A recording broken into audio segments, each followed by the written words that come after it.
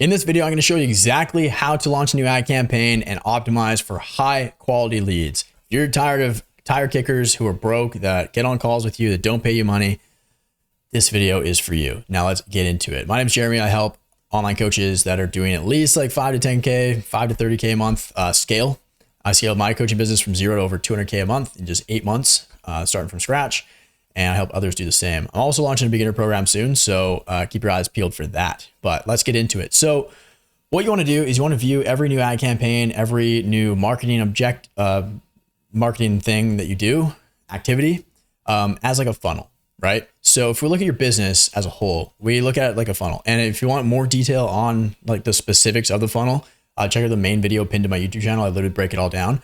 But we got the top, we got the middle of our funnel, and then we got the bottom of our funnel. So what you want to do with a brand new ad campaign, the first thing we want to do is we want to establish proof of concept, right? So step one is proof of concept. Basically what this means in English is we want to make sure that we're actually getting people through the door and our ads are working, right? So if we look at it like a funnel, we want flow, right? We need water flowing through our funnel. So what I do, kind of like the first thing I do when like launching a brand new campaign for like a brand new business or something like that or whatnot, where you're not quite entirely sure and dialed in on the messaging, is you want to establish a lot of flow. So you want to leave the floodgates open quite a bit, right? And with this, don't really worry about quality too much. Now, I know this is probably not what you want to hear because I just said we're going to optimize for quality. So bear with me, stick around, we'll get to it, okay? But we just want to make sure that like we're getting the right people in the door, right? We're getting leads through the door. Our ads are working. We're attracting people to some degree, right? Cool. Now we've got proof of concept. Then what we want to do is add friction. So what this means in English is, let's say with proof of concept, with this really wide net, we're casting a really wide net. We're collecting a lot of people, stuff like that, but there's still going to be people in there that are actually like pretty qualified leads, but there's going to be a lot of dirt that we need to sift through too. But what we want to do, the reason why we do proof of concept is so we just establish that the funnel works in the first place. And then from there, we tighten things up. So proof of concept, we got that. And then we add friction. What this means and how we do that is by getting rid of a lot of the dirt, right? And we want to tighten things up through our ad copy. So we want to really be specific with who we're calling out. So that way, instead of attracting 100 leads and a lot of them are just kind of like pretty bad, let's say like proof of concept, like stage one, we're only getting like 5% of our leads that are actually like decent fits. But then as we add friction, we can tighten that up. We can get that up to like 20%, even higher, right? 30%, 40. Sometimes it's 10 and that's good. That's okay, right? It depends on the numbers and how well you convert them throughout the rest of your funnel. But essentially, like by doing it this way, you're casting a wide net, establishing flow, and then you tighten things up. And here's why you do it, because you're probably like, you could be wondering, Jeremy, why do we even waste time doing proof of concept in the first place? Well, imagine if we just added friction and we launched a new ad campaign with a ton of friction and like we were super, super qualifying, like really insanely, and not getting many leads, and they're very expensive. Well, guess what? Our lizard brain might be like, oh my God, these leads are so expensive and I'm not getting it many at all. This must not be working. And then you turn it off, start from scratch, and you sabotage yourself. But let me tell you a little story here. So when I first launched ads, I was like, they're just Instagram follower ads, very basic, very simple, right? You like literally just make a reel, boost it. It's that easy. You can go check out my Facebook ads library and steal the ones that I'm doing, but you're probably not going to make any money because yeah, it's just the easy part. But anyways, gotta have the rest of the thing dialed in. But nonetheless, I was getting about like $5 a follow. And then the numbers were like, yeah, $5 a follow. Not every lead was decent, right? $5 a follow, casting a really wide net with proof of concept. And then I'd say about like, I don't know, maybe 10%. Like it was like 5 to 10% of my leads were actually like qualified, established coaches that are already doing like 6 figures and up and stuff like that. So it wasn't great.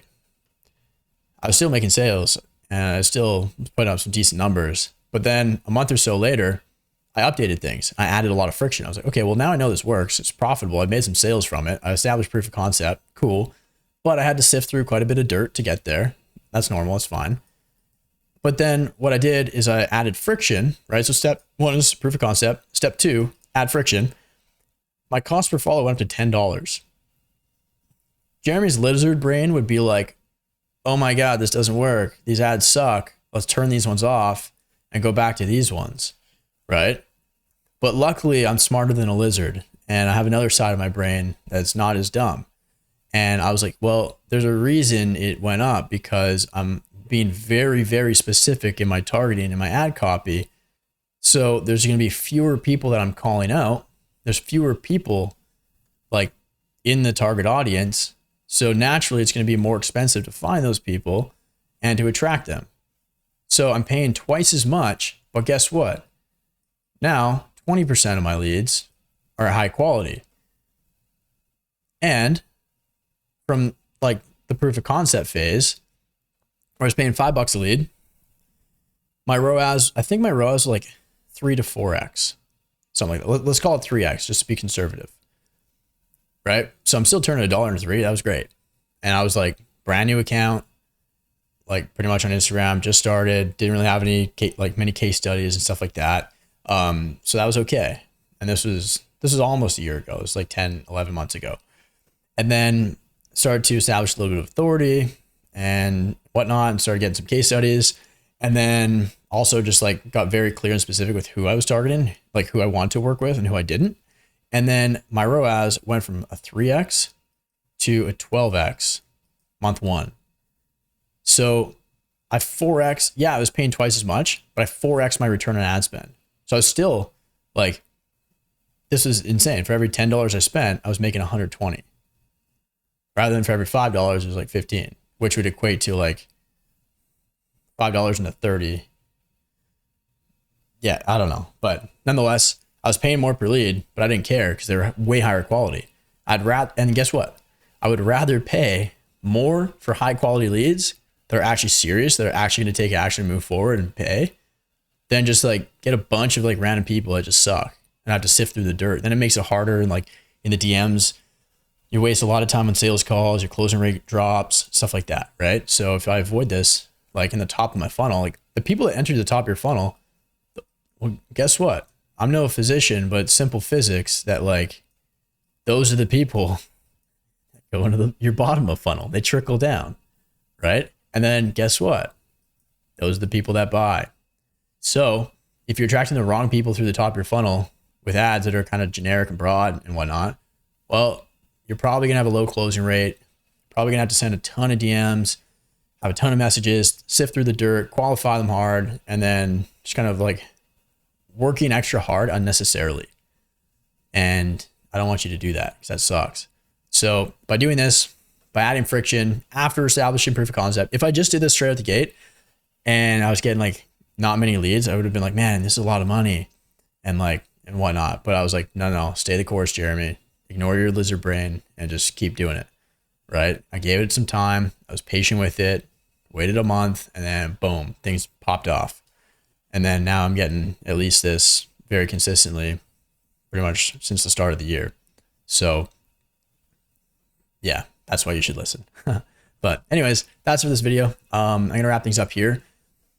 Hopefully you were able to kind of like gain a new perspective on how to launch ads, how to launch a new funnel, stuff like that. And kind of just like the mindset behind it as well as the expectation. Like you shouldn't expect to have a perfectly dialed in funnel straight out the gate. So yeah, anyways, if you want help to do this properly and to do this right and actually like get your dream customers coming to you, in your ads, then like, that's what I help my clients with.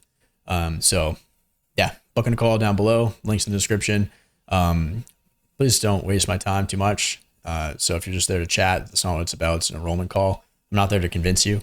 I got plenty of videos on my channel that break down the whole process. So you can go watch those and kind of sell yourself a little bit, do some homework, do some due diligence, right? And then when you're ready to hop in, then either shoot me a DM on Instagram, I can send you a payment link, or if you absolutely need a call, then we can do that too.